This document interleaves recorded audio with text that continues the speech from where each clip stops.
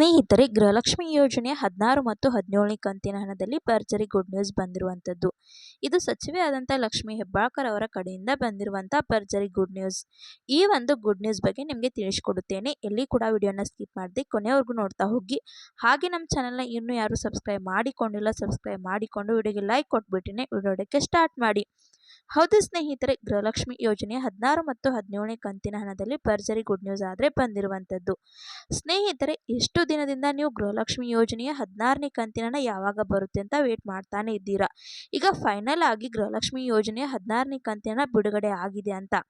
ಸ್ನೇಹಿತರೆ, ಈಗ ಲಕ್ಷ್ಮಿ ಹೆಬ್ಬಾಳ್ಕರ್ ಅವರು ಆಸ್ಪತ್ರೆಯಿಂದ ಡಿಸ್ಚಾರ್ಜ್ ಆಗಿರುವಂಥದ್ದು.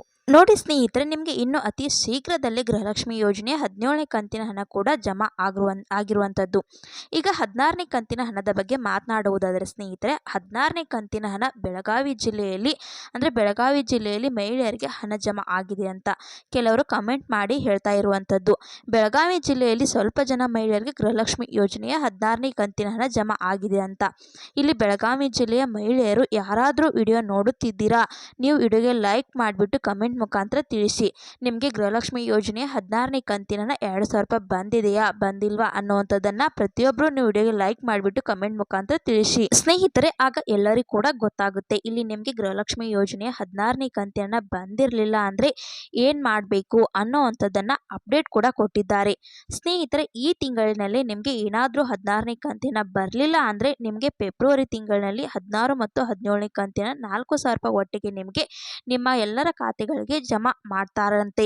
ಇಲ್ಲಿ ಮಾಹಿತಿ ಸಿಕ್ಕಿರುವಂಥದ್ದು. ಸ್ನೇಹಿತರೆ, ಈಗ 16ನೇ ಕಂತಿನ ನಿಮಗೆ ಬಂದಿಲ್ಲ, ಎಷ್ಟು ದಿನದಿಂದ ವೇಟ್ ಮಾಡ್ತಾನೆ ಇದ್ದೀರಾ, 16ನೇ ಕಂತಿನ ಹಣ ಈಗ ಬೆಳಗಾವಿ ಜಿಲ್ಲೆಯಲ್ಲಿ ಮಹಿಳೆಯರಿಗೆ ಬಂದಿದೆ ಎನ್ನುವಂತಹ ಸುದ್ದಿ ಕೂಡ ಬರುತ್ತಿದೆ. ಈಗ 17ನೇ ಕಂತಿನ ನಿಮಗೆ ಜಮಾ ಆಗಬೇಕಾಗಿದೆ. ಕೆಲವರಿಗಾದರೆ ಇಲ್ಲಿ 16ನೇ ಕಂತಿನ ಹಣನೂ ಬಂದಿಲ್ಲ, 17ನೇ ಕಂತಿನ ಹಣನೂ ಯಾರಿಗೂ ಬಂದಿಲ್ಲ.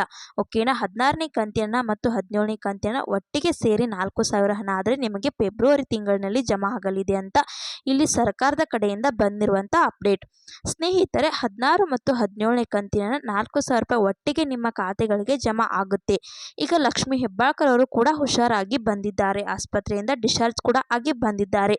ಅವರು ಈಗ ನಿಮಗೆ ಏನಾದರೂ ಟೆಕ್ನಿಕಲ್ ಇಶ್ಯೂ ಆದ್ರೂ ಕೂಡ ಹಣ ಜಮಾ ಆಗೋದ್ರಲ್ಲಿ ಏನೇ ಸಮಸ್ಯೆ ಆದ್ರೂ ಕೂಡ ಅದು ಏನಾಗಿದೆ ಏನು ಅನ್ನುವಂಥದ್ದನ್ನು ನೋಡಿಬಿಟ್ಟು ಲಕ್ಷ್ಮಿ ಹೆಬ್ಬಾಳ್ಕರ್ ಅವರು ಅತಿ ಬೇಗನೆ ನಿಮಗೆ ಗೃಹಲಕ್ಷ್ಮಿ ಯೋಜನೆಯ 16 ಮತ್ತು 17ನೇ ಕಂತಿನ ನಿಮ್ಮ ಖಾತೆಗಳಿಗೆ ಬಂದು ಜಮಾ ಆಗೋ ರೀತಿಯಾಗಿ ಮಾಡ್ತಾರೆ.